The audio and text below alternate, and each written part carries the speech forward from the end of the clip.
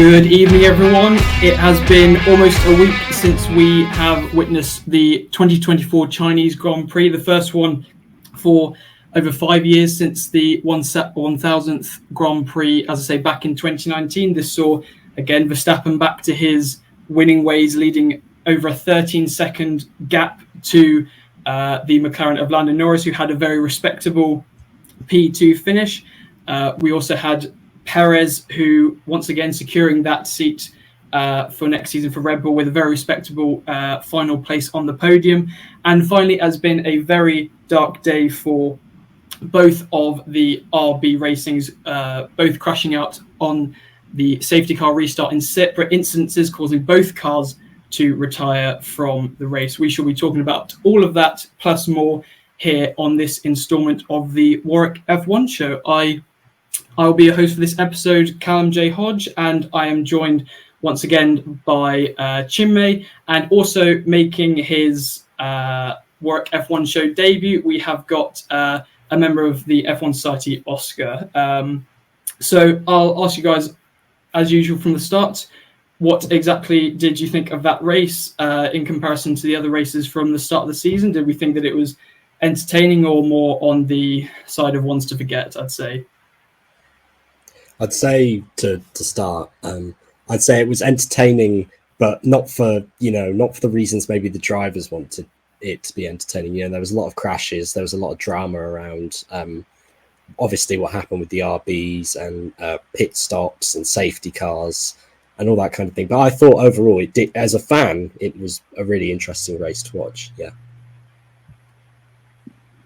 Yeah, no, especially considering we haven't had the most interesting races so far this season, like as a whole. To be honest, especially with the Red Bull seeing on another level right now, and there are a few incidents we're going to be discussing as well later on that obviously really made up the highlights of the race, and just to see and the fact that it was our first sprint weekend of the year, and it wasn't a bad one, to be brutally honest.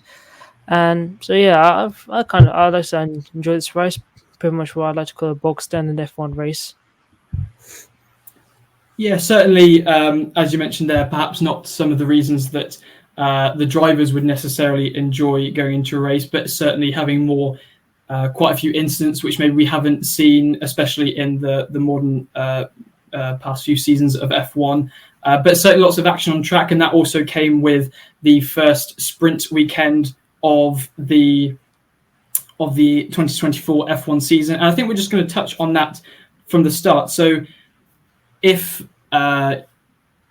you listeners aren't quite aware, we're trying out a different sprint format for 2024, in which rather than having still having the top 8 drivers in the sprint race scoring points, but rather than this setting the precedent for the order, I should say, for the race on the Sunday, instead we're having separate qualifyings for the sprint and then for the race system. And so in some ways having one as kind of like a mini weekend, and then having the main race weekend after that happening on the Saturday and the Sunday for the qualifying and the race respectively. And this meaning that there's only one practice session which is happening on the Friday. So I just wanted to get your guys' opinions on kind of how exactly we thought that sprint weekend was, and whether it exactly was what we were looking for, or what perhaps F1 is looking for in terms of trying to switch up this format from the basic Friday practice, Saturday qualifying and Sunday race. What did we think? I think that definitely I've always been quite a big supporter of sprint races because, it's more racing, why not? But also the fact that I feel that you can see a lot of differences. Like, for example, Hamilton was really quick in the sprint, but was completely high and dry in the race, and that kind of change made it really interesting to me, because it kind of showed how the teams are taking now different approaches to the sprint race and the actual race. Granted, Hamilton's didn't work, but it was a very interesting kind of change and exciting, definitely, to see. It was a very exciting sprint race. Yeah, no, literally. Yeah, I'll reciprocate with what Oscar just said as well. Just watching the different strategies and the fact that we only have one practice session kind of creates the extra sort of chaos among the teams because obviously they don't have that optimal time they have to obviously do their proper setups and everything. So obviously seeing different all the teams almost making their setups and strategies on the fly is kind of quite interesting to see. And then you can see the results go right out there as well. You can see with Lewis Hamilton obviously qualifying second for the sprint quali, but then the actual quali ends up being a P18, which is quite a difference. And then just because obviously you've got two different races as well, obviously two quali sessions as well. So again, like Oscar said, there's a lot more racing, and I feel like my only criticism is now I think F1 needs to kind of start thinking of a format that actually like and start sticking with it, because now I feel like we might be getting a bit too many changes, or they keep changing the sprint formats a bit too often. But obviously, it depends what ends up being the best option.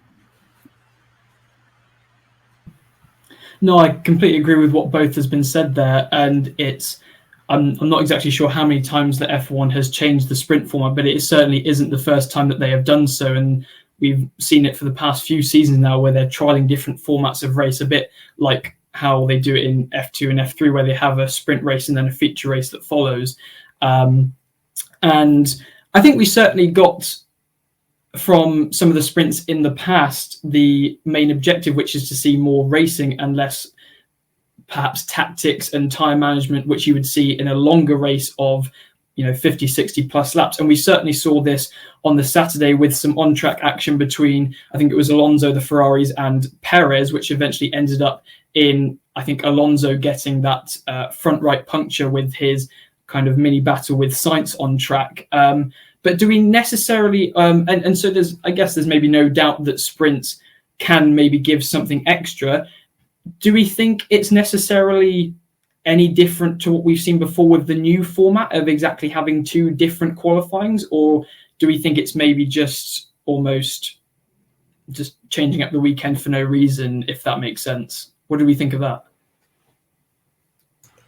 I mean, to me, a second qualifying session just does feel like a bit redundant. I get why it's there, because you can't just place everyone on the grid and then just tell them to go. But I'd kind of hope that the qualifying would set up for the sprint, and then they just keep that qualifying order again for the race.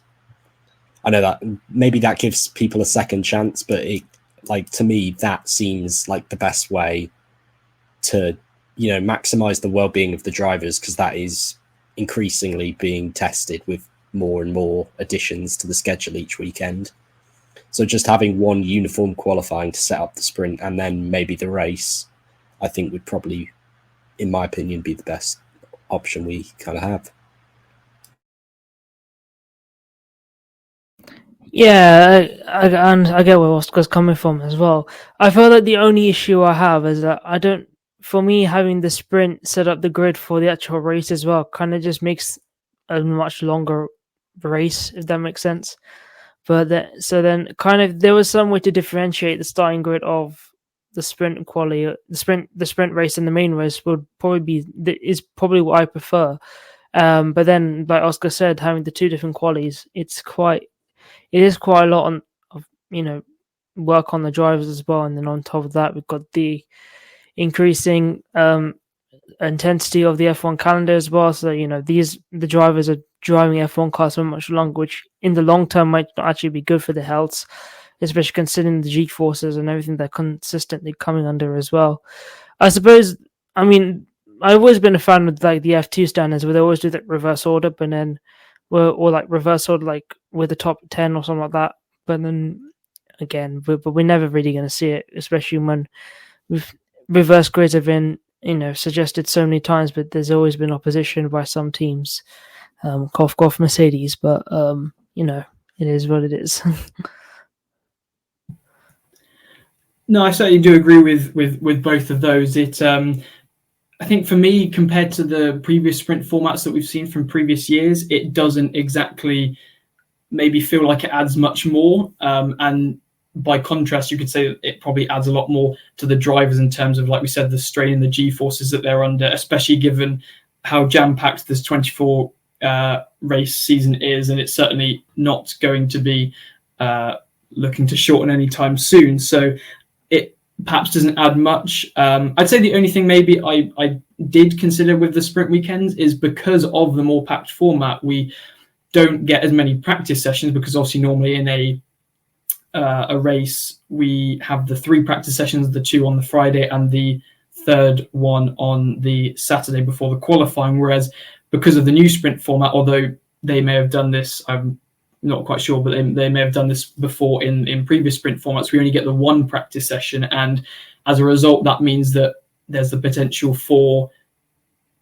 drivers not to get as much of a feel for the track that the cars are driving on, and so therefore they might not set them up as well for qualifying, and then you can get more unpredictable incidents in qualifying. And to bring on to the next point as well, a kind of unexpected incident in qualifying, you could say, for one of the drivers, if we move on to our kind of usual winners and spinners. It's been a very odd weekend for Hamilton, especially with the new sprint format, probably rising higher than he has ever this season for his P2 finish in the sprint race. And then it wasn't the case in the race, dropping to P18, going out in Q1 in the qualifying for the main race. And he did have a recovery drive for the main race up to P9, only finishing 3 places behind his teammate George Russell, who was in P6. And I don't know, what did you guys think in terms of how would Mercedes exactly take this sort of weekend, and how would they digest it? Because obviously we know that they've been looking for very good results over the disappointing races that they've had so far this season. But would they be happy with Hamilton's performance in the sprint race, or would they be more focused on the kind of disappointing results from Hamilton that he showed in the main race? I would definitely say that they'll look at the main race, because that's where you can get the bulk of the points. You can get a considerable amount of points from the sprint, but then again, you get much more points from doing well in the main race.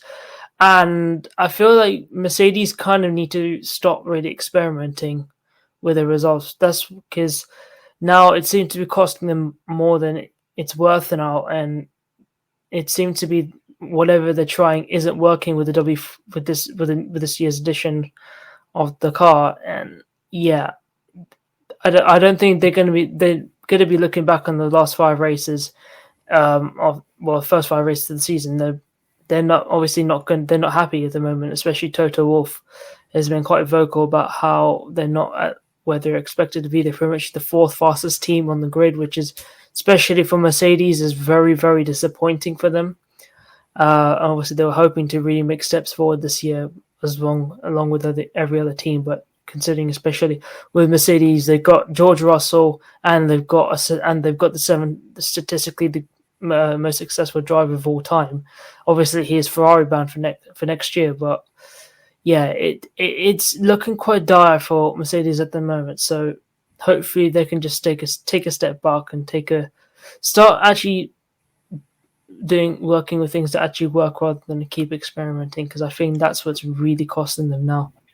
Could it be though, Chinmay, that maybe they're experimenting because they know that they don't have that pace in the car, and maybe, you'd like to think, I know we talked about this on an episode previously, you'd like to think that Toto Wolff has as much knowledge of that car that the Mercedes drivers are in as possible. And is this maybe just a one instance thing in China, just for this race weekend, that they are maybe taking more risks, or is that actually what their strategy is going forward, because they know outright that on their outright pace, they just can't compete with the top 4 teams?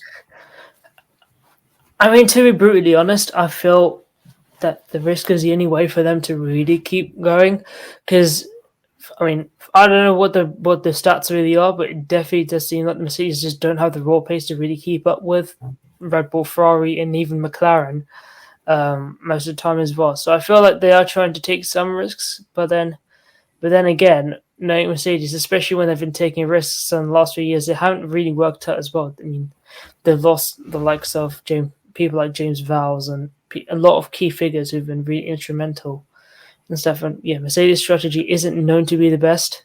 So, but again, we don't know what the true story is. It's only what the team is, what the data the team has themselves. We don't really have access to it. So, I mean, if I can just come in here, I think they're still, in a way, I think they committed so much all those years ago to the idea of no side pods that they'll always be playing catch up into these new regulations now, because they've just not had the time with the car and with the way it should be structured, as Red Bull kind of showed it. It should be structured if you want to win races. So they'll always, they'll be struggling for quite a while longer now, and they're experimenting to find any kind of pace or any kind of solution to the problem, because there's no real. Well, obviously there's a plan, but there's no long-term plan. It's just about short-term getting them back to kind of an acceptable level, whatever that may be. So, Oscar, would you say that it's maybe too early to write them off yet, or is this more where Mercedes are going to be for the rest of the season? Because I don't know. I guess the first example that comes to mind is McLaren last season. You could argue that they seemed in an even worse position than what Mercedes were at the moment, but they turned it around and certainly got some extremely incredible results kind of from the second half of the season onwards. So do you think that's possible for Mercedes, or does it almost look like, I know we talked on the last episode about them not almost trying anymore, but does that seem like the reality now? I mean, to me, obviously there's every opportunity they can do what McLaren did. They've got a lot of resources to find that pace, and I think if they're a bit lucky and they really put their minds to it, maybe they could. But I feel like it's unlikely on the fact that I feel like the team's quite fractured. You've got the whole Hamilton to Ferrari thing. Toto Wolff is kind of is engaging in like verbal debates with Horner again. And it feels like, their focus isn't on the car at times, if that makes sense. No, that makes complete sense. And it's it is worrying to see, again, as we were coming on to with an episode that we did last week, that maybe Toto Wolff's full focus isn't on the car. And certainly, I guess if you look to the previous Chinese Grand Prix, which was in 2019, and we saw the stark difference in where Mercedes were in terms of the pecking order of that constructors, it really is very confusing to see the position that they are in now, from such a position of strength to one of sheer vulnerability, I would say. And it's definitely, as we said, it's a vital time more than ever, really, to try and get these results. Also, we mentioned McLaren having that great turnaround, and this carried on to this season, and it shows in this race with Norris getting a very respectable P2. But I more want to talk about Piastri, because we mentioned previously that he has maybe not had the best few races in the past, in the past few races he hasn't got necessarily the best results, and perhaps quite a stark difference from the form that Norris is showing at the moment. And it was the same story this weekend, Norris getting that P2 on the podium, equaling his best performance ever in Formula One, whereas Piastri was down in P8 behind Alonso, and then obviously one of the Mercedes, Russell, in P6. Is this worrying for Piastri, or is this simply just a dip in form, would we think? Honestly, I'm not worried about Piastri at all. I mean, one thing that we all forget to realize that this is Piastri's second season in Formula One. He is still very, very new to the sport, and he's still very, very young. And, I'm just looking back at his results. He has 3 8th places and 2 4th place finishes.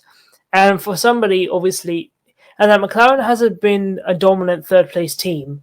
And it's obviously been a little bit up and down in terms of how quick it has been and whatnot. So And, he's still, 6th place in the championship. That is behind Lando Norris. Okay, there is a 20-point discrepancy, 58 compared to 38.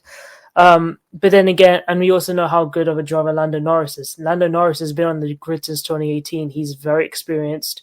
And, you can say he's almost pretty much at the prime of his career at the moment. So kind of comparing the two drivers, I'd say it's a little bit unfair.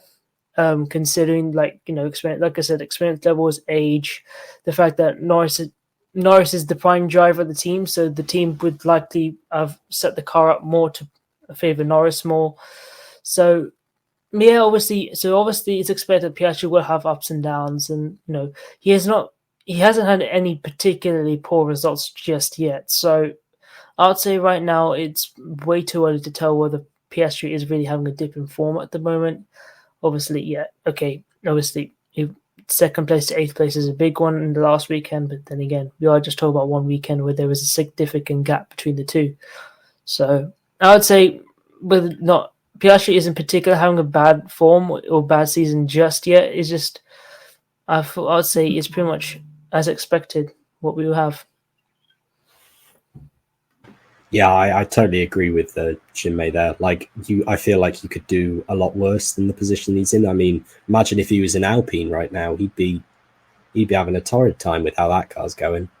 But no, I think he's doing very well. He's he's getting points at most races, and that is kind of what McLaren will want if they want to compete towards the top end. Because, as you said, Lando is a very experienced driver, and Piastri will just be happy to keep improving because that's what he's doing. That's how I feel. What is happening to him? I feel he's improving. He's going to get better, even better than he already is, and he will, improve it. He really will. Yeah, no, I completely agree. And just looking at the constructor standings from what we've seen for the season so far in 2024, so McLaren are on sitting at their kind of 3rd place area with 96 points. And then really there's quite a bit of a gulf to the teams above and below. Ferrari on 151 points and Mercedes on 52 points. So I think it's certain to say that, although I'm sure that none of us are in any doubt that Piastri will get back on the ball very quickly in the next few races, I feel that they're almost in a very comfortable position, McLaren, because they can almost give him that time to return. Obviously, they've got a very strong driver in Lando Norris, and so not that they want to kind of put up with the results that they're seeing, but they certainly can offer him a bit of leeway to kind of not be under pressure for his seat. As we know, he's shown what an amazing driver he is, and so he's not going to be under any sort of pressure for his seat, and he'll allow to get back to exactly where he was quite soon later on the season. On the topic though of quite big gulfs in, I guess, the difference between teammates in certain teams, another pair that I'd like to come on to is the Aston Martin drivers. So we have for this race Alonso performing excellently, obviously in the sprint until he got that front right puncture. And then also in the main race as well, he got a very respectable P7, whereas really it looks like a very disappointing race for Stroll. In the main race, he ended up finishing 15th, and he was actually the driver responsible for the crash of the RB driver of Daniel Ricciardo. He brakes too late into the corner, crashing into the back of the RB and actually also causing some contact as well, I should mention, with Piastri, which might be the reason or might have contributed to his performance in the main race, may have been the reason why he only finished down in P8 and couldn't put any sort of pressure on Alonso. But it seems to be quite a miserable time for Stroll in the past few races, and especially kind of not helped by the fact that his teammate is doing so well at the kind of experienced level that he is, and still putting in those performances.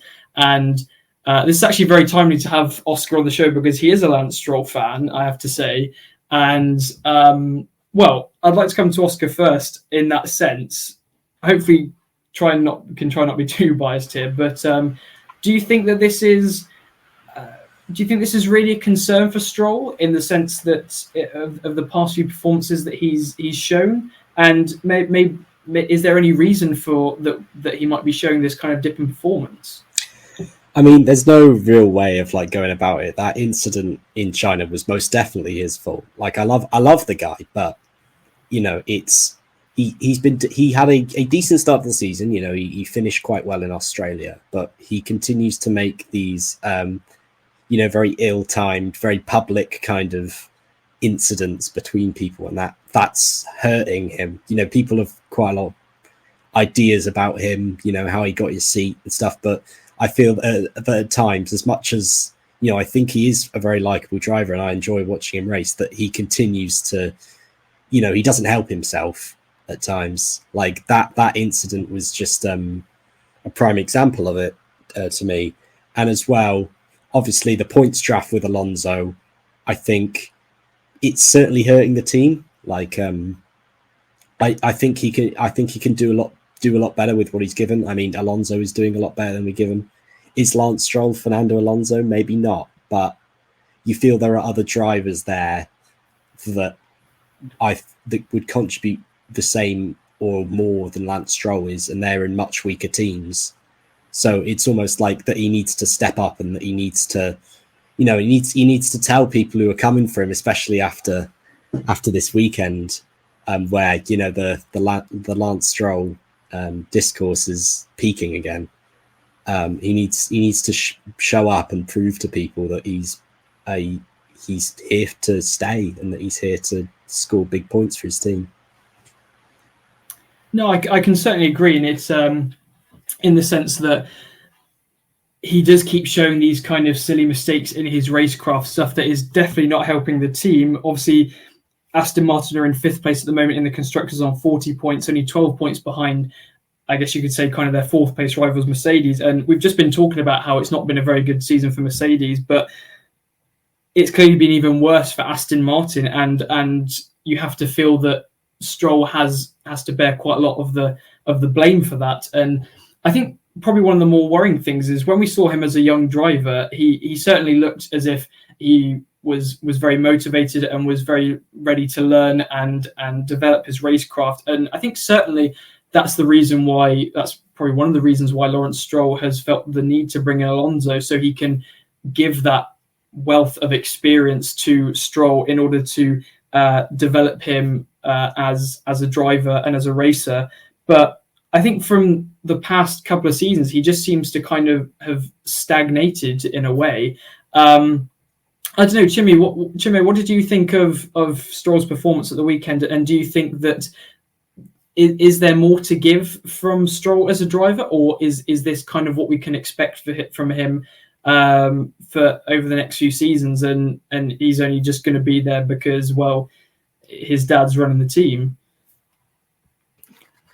Well, there's no way of putting it. He had a rubbish weekend, especially considering, and obviously now it's been completely overshadowed by his completely amateur mistake of crashing to the back of Danny Ricciardo.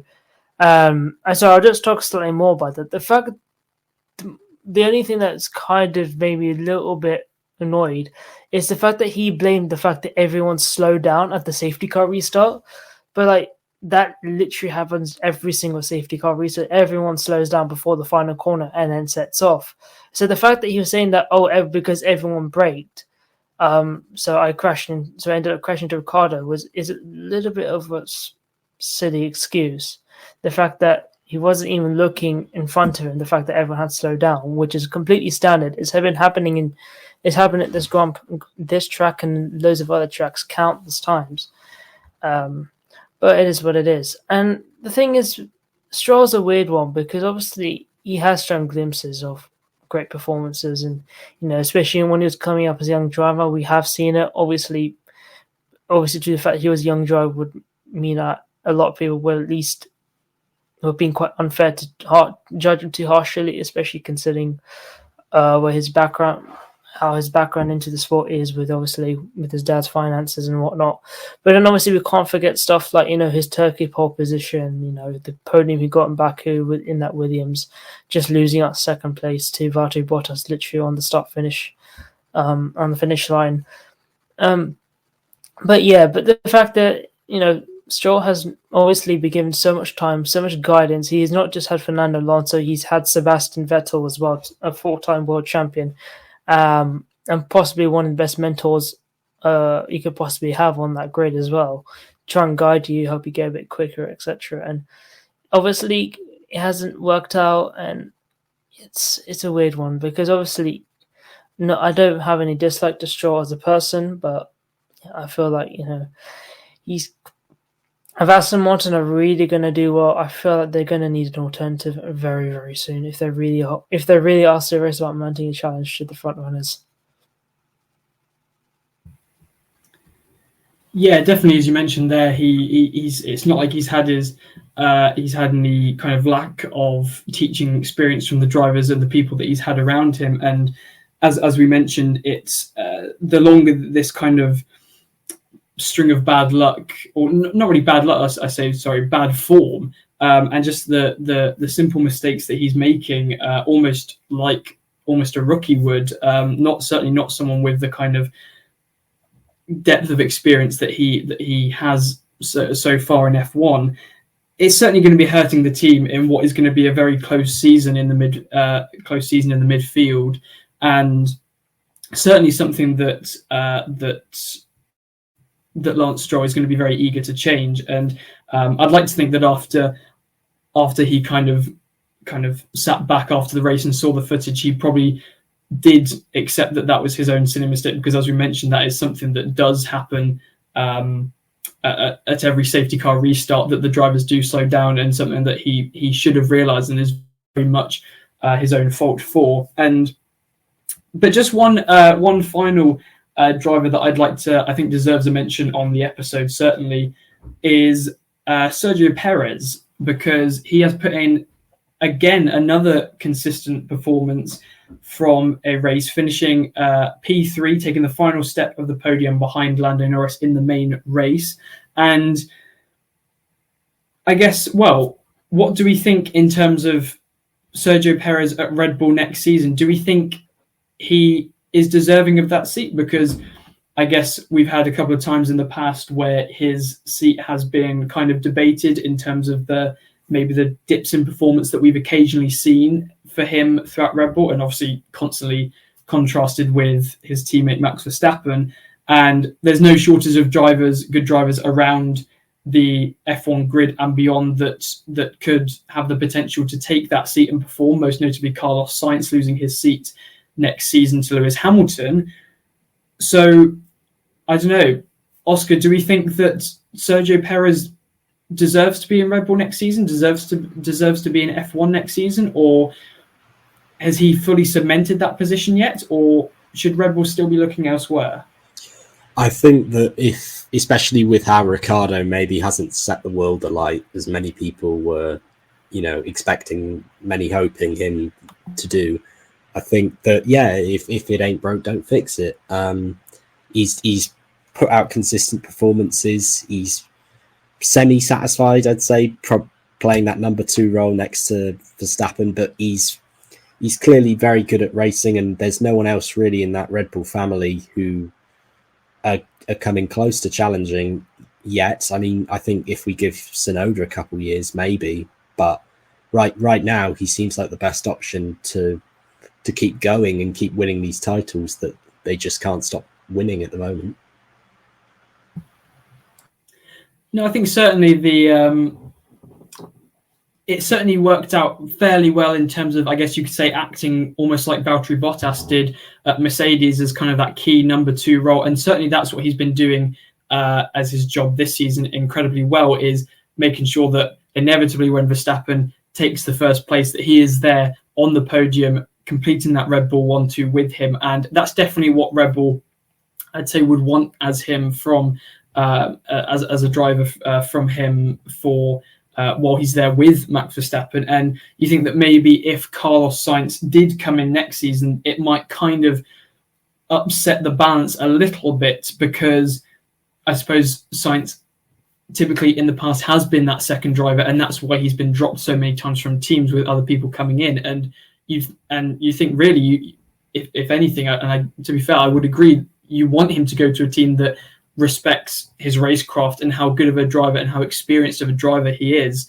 Chinmay, can you see him being at Red Bull next season, or would you look elsewhere? I assume. Yeah, I don't know. It's a difficult one because there are so many contenders for that seat right now as well. So I guess it's mostly Perez dependent, really. Than anything Do you think else. he hasn't done enough yet to cement that seat for next year? Do you still think he has more to prove in the season that's to come? I don't think so. He does. I feel like he should be given a chance, but the issue is just realistically, Red Bull. If Red Bull really wanted to give Tsunoda the seat, they would have given it by now, and they would have dropped Perez at the end of last season, considering how poor he was.